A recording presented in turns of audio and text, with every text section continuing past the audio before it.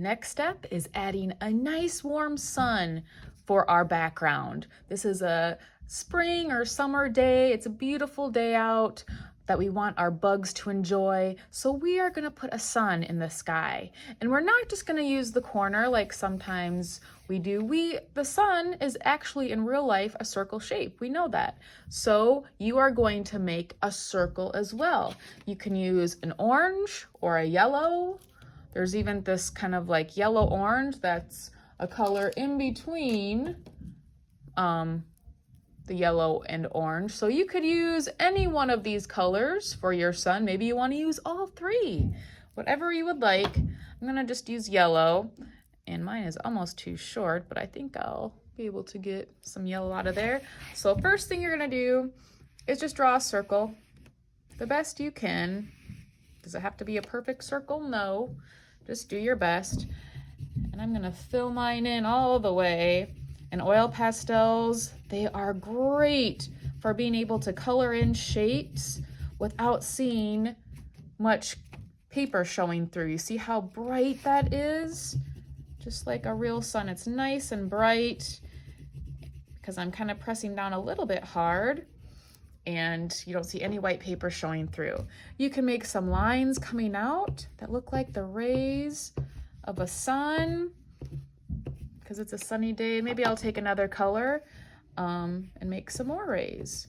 You can do whatever you want. There's lots of different ways you can make a sun.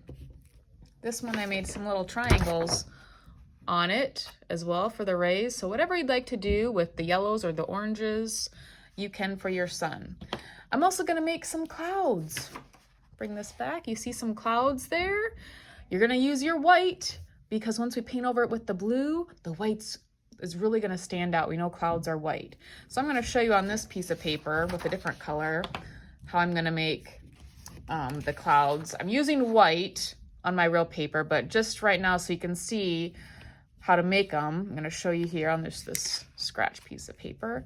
You can make some bumpy clouds, almost kind of look like a flower. Clouds can look like that, really puffy.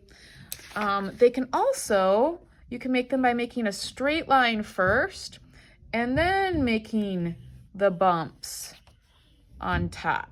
So these are just two ways to make clouds. There's different ways. I'm gonna make some this way, but again, you can do whatever you would like. It's gonna be hard to see. So it kind of, in the light, it looks a little shiny, but there's my bumps. And then I'm gonna do my best to fill it in, but it's kind of hard to see, it really is. And that's okay, clouds are wispy, so if you don't get it filled in all the way, or maybe you're missing some of the space, it's okay. I'm gonna make another one. Maybe I'll make it up here. Some bumps on top and fill it in. Still kind of pressing down hard. So I have a nice layer of white. When I paint over it, it's gonna stand out. Okay, done with the oil pastels. Now it's time to paint. We are only using blue. Only using blue. Now our messy mat is the same size as our paper.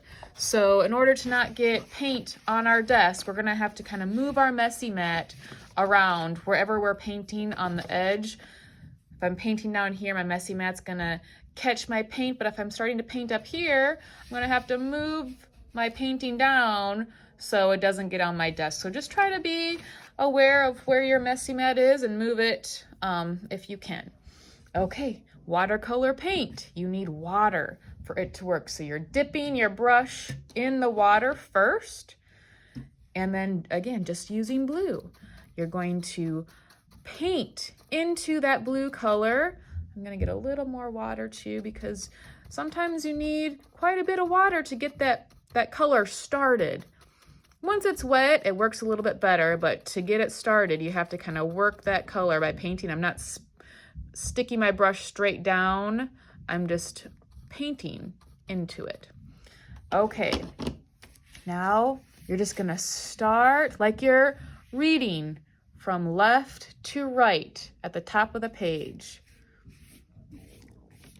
Okay, I can tell that if you see these little wispies, that means you don't have enough water. So I'm gonna dip my brush back into my water and my paint and get it nice and wet. And now I'm painting over the yellow. Do you see how it's just rolling right off of it? I see some little dots of blue, and that's okay. It has kind of a cool texture when you see some of those dots like that. Oh, and I'm starting to see some of my clouds, but I'm also running out of paint here. It's getting kind of dry. So more water. If it's really dripping wet, you just touch the edge of your cup just to kind of catch some of that water before you dip it back in. And here we go. Oh, there's my cloud. You can see I missed a couple spots with the coloring, but that's okay because clouds, you can see through them sometimes just like you can right there. And don't worry about those spots on the sun. Like I said before, I think it kind of looks cool with that little bit of texture. I dipped it into some more water before I dipped it back into the blue, and now I'm going right over top of my grass. Dipping it in some more, going right over top. I'll get this later. I'm just kind of going from left to right all the way down, but I'll come back over here because it was easier with my messy mat since it's already on this side. I'm just going to kind of finish this side first. You just keep dipping it in to the water and the paint. I'm going to move that up. So again, my paint is caught on the messy mat all the way across. Now this side's done, top, bottom. So now I'm gonna kind of move my messy mat over here so I can catch the corner, the top corner over on the other side. And I'm just gonna do the same thing again. I'm just still going from left to right. Oh, there's my other cloud, it's reappearing. It was invisible, now I see it. It's kind of like magic. You can put more than 2 clouds in your sky too if you want. All right, all the way down, I'm just painting lines. I'm not rubbing it back and forth. I'm just painting in one direction, lifting up my brush, and then setting it back down again, getting some more water. So I'm painting in one direction. I lift my brush up. Maybe you can't tell that on the video, but I'm not rubbing it back and forth. I'm just going in one direction. It's touching the paper. Now I lift it up. Touch the paper, lift it up.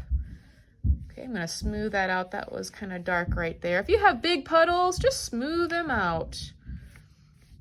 Just paint over them. That kind of smooths them out so it doesn't run off your paper when you put it on the drying rack. I just need a little bit more to finish this corner here. Again, I'm painting in one direction. I'm lifting my brush up. All right. And there you go. You're going to keep it on the drying rack or on the messy mat when you put it on the drying rack because right now it's kind of wet and thin. You don't want it to fall through.